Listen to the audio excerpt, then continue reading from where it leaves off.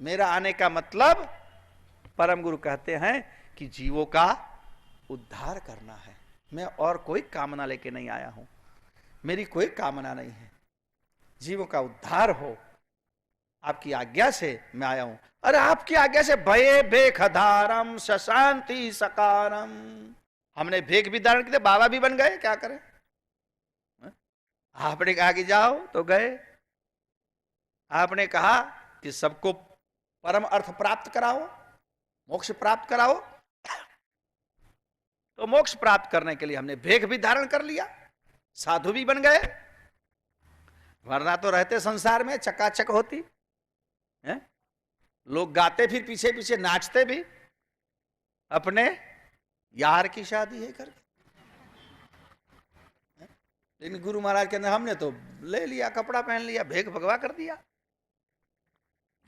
तो कहती भये बेखधारम सशांति सकारम, सभी अंशों को ज्ञान रूपी शांति प्राप्त कराने के लिए बस यही सकाम, मेरा भेख धारण करने का अगर कोई कारण है तो मात्र इतना ही है, आपकी आज्ञा थी कि तुम विश्व में जाओ और सबको निज कर्ता का और निज स्वरूप का बोध कराओ।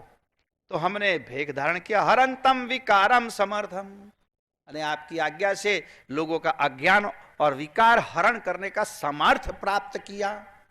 गुरु महाराज हमारे विकार का भी हरण करते हैं और अज्ञान का भी हरण करते हैं, ऐसा सामर्थ्य परम गुरु करुणा सागर में है।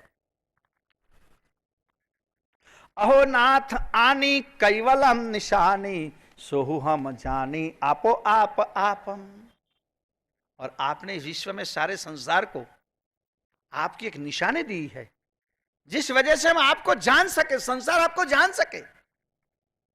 प्रत्येक घाट में, प्रत्येक शरीर में कैवल कर्ता का अंश विराजमान है, वो अंशी की निशानी है,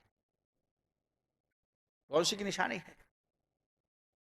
चैतन्य है, कैसे जानेंगे हम? शरीर में चैतन्य है, निराकार है, निरूप है, कैसे समझ में आएगा? शरीर में इसकी निशानी है। कर्ता को जानने के लिए कर्ता की एक निशानी प्रत्येक चैतन्य शरीर में है, लेकिन हम उसको भूल गए हैं। उसको भूलकर ही सारी हमारी व्यवस्था तो हम करते हैं। शरीर के लिए करते हैं, मन के लिए करते हैं, मन हमारा प्रसन्न रहे, इंद्रिय हमारी प्रसन्न रहे, शरीर हमारा प्रसन्न रहे, परिवार हमारा प्रसन्न रहे। लेकिन ये सबको रखने वाला चैतन्य कौन है? वो तो हमारे दिमाग में से निकल गया, और उसको ही बताने के लिए परम कृपालु इस विश्व में पधारे हैं। कहते हैं कई तो अवतार कोई राक्षस को मारने के हुए हैं, कई धर्म का स्थापन करने के लिए हुए हैं। दिव्य परम गुरु के मैं किसी को मारने के लिए नहीं आया हूं, हाँ मैं तलवार जरूर लाया हूं। ग्रही निज शमशेर, एक जगह कहे आये हूं जुगन जदीप हम ग्रही निज गम शमशेर, मैं तलवार लेके आया हूं, लेकिन क्या काटने के लिए? तो सबके बंधन काटने के लिए, किसी को मारने के लिए नहीं। फना करणत ही फंद को, जिनमें जीव उर जहर, जीवों के हृदय में जहर पैदा करने वाले जो फंद है, जो बंधन है, उसको काटने के लिए मैं आया हूं। यानी सबको बंधन में से मुक्त कराने के लिए दिव्य परम गुरु विश्व में आए हैं, बंधन से मुक्त कराने के लिए। तो ये अंश कहते हैं अहो नाथ आनी कैवलम निशानी, सोहु हम जानी आपो आप आपम।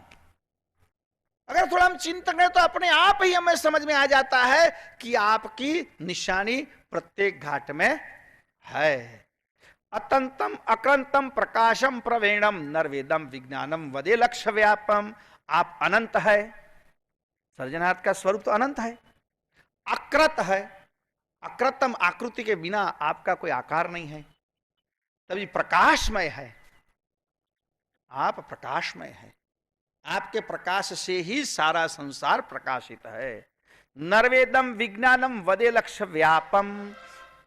और उन सब बात को समझाने के लिए दिव्य परम गुरु कहते हैं कि आपकी कृपा से मैंने ये विज्ञान का लक्ष्य व्याप किया है। त्याग पूर्ण, त्याग से, नरवेद से, नरवेद और ज्ञान दोनों का लक्ष्य मैंने संसार को दिया है आपकी आज्ञा से। अहो नाथ हो हम शरणम तुम्हारम। हम आपके शरण पर है, आपके शरण में आए हैं। रखो नित्य नित्यम सदायम सधामी, अब हर हमेश हमको अपने शरण में रखो और आपके सद्धाम में हमें ले जाओ। अगुणम अनेकम अहंत्वम सहेकम, हमारे अनेक अवगुण है, हमारे अनेक अवगुण है और हमारे अवगुण को आप